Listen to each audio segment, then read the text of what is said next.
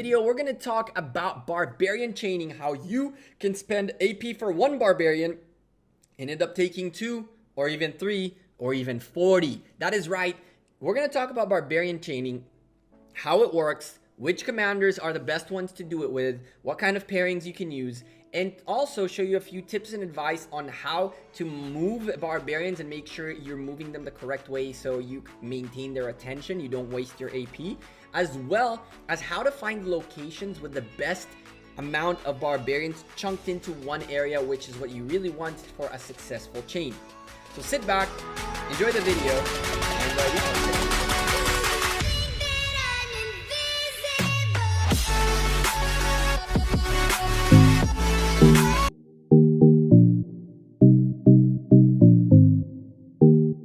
Talk about barbarian chaining, and more specifically, I'm going to show you guys how we're going to catch all these 3 barbarians for the price of 1.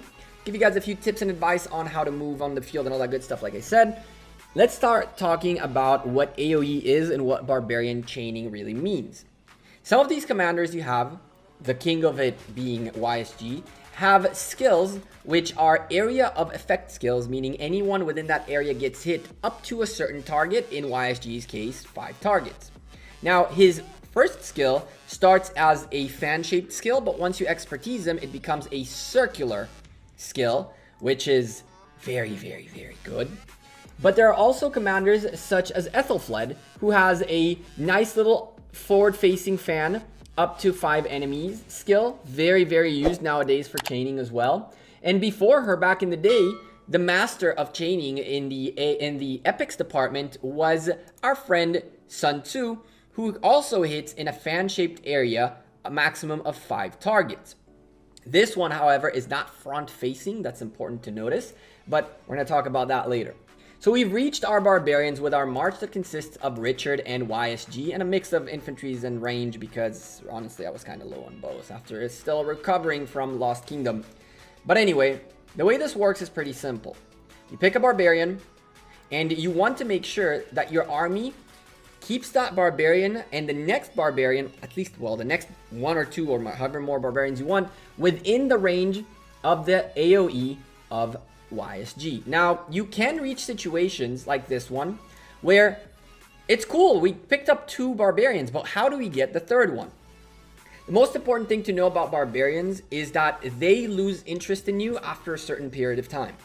For the barbarian, once he came into war mode in here, this is his return spot. So he will move with you for a little bit, but if you try to run away with him, try to make him move too far, he will lose interest, the battle will be over, you'll get a report without killing him, his health bar will reset, and he will march all the way back to the starting zone of where your war was.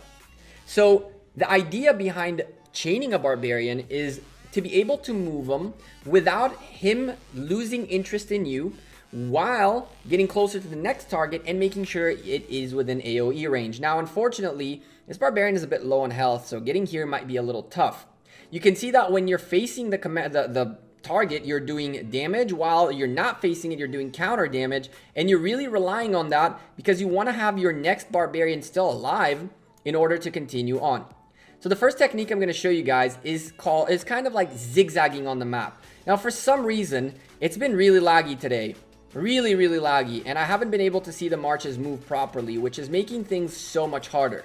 But ideally, we're standing here, and now we're going to keep moving left and right, and you really don't want to be stopping. You don't want to let the attack happen. You want to keep counter damage at all time. But when you are moving in a zigzag pattern, more often than not, the barbarian will get a couple of hits on you, if not get a lot of hits on you. If you're zigzagging correctly, he'll get a lot of hits on you.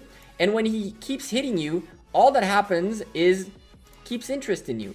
And because of this very aggravating lag, I don't see where we're at. I don't know how to continue this. So unfortunately, this guy will go down before I was even able to move. But you can see how we moved from here to here slowly and steadily by zigzagging. The idea behind this is, if you pretend for a moment that the barbarian is standing right here, or let's say it's standing right here for the sake of demonstration. Let's put him, let's make our friend all in one a barbarian for a moment. So you're fighting this barbarian right here. and you want to keep moving in in this direction. If you go a little bit further away from it, to the left or to the right, whichever side you choose, he still stays within range to hit you.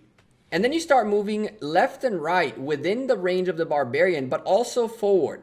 And what ends up happening is it'll slowly move forward with you while hitting you. And because it's hitting you, it doesn't lose interest in you. It loses interest in you when it stops hitting you and it has to move for too long. And when he moves for too long, it's game over. So we're going to go up to this little cluster, which looks a little nicer. And hopefully our friend, Some Dog, won't get hit by mistake. We have a nice little chain happening here. 1, 2, 3, 4, unless these guys start moving and making things harder. So I showed you guys a zigzagging moving technique, which we're going to try it in here as well.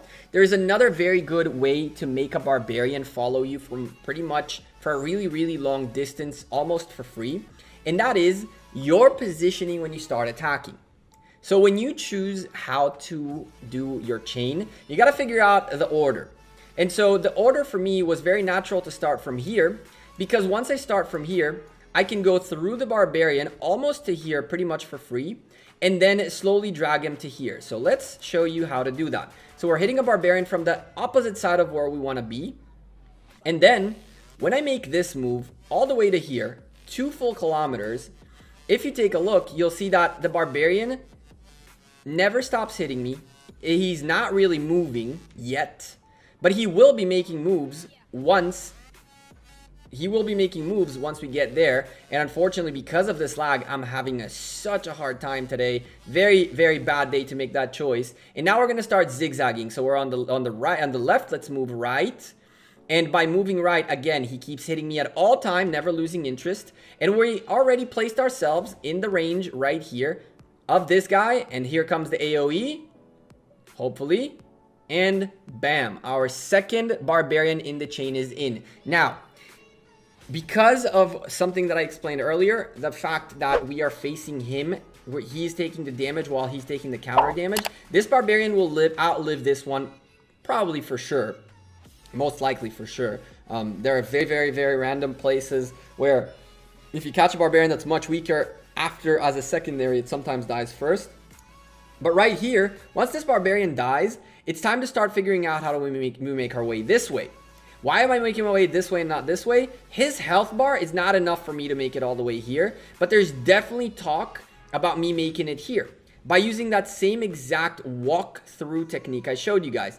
2 kilometers plus minus this way, and as soon as that one at the bottom goes down, I'm gonna straight cross this guy to make sure we get there as quick as possible. Now, another quick thing you guys can do, which is super, super useful. Keep your eyes on the rage meter and get your next movement already set up and ready to go. Unfortunately, because of the lag, it's going to be impossible for me to demonstrate this to you.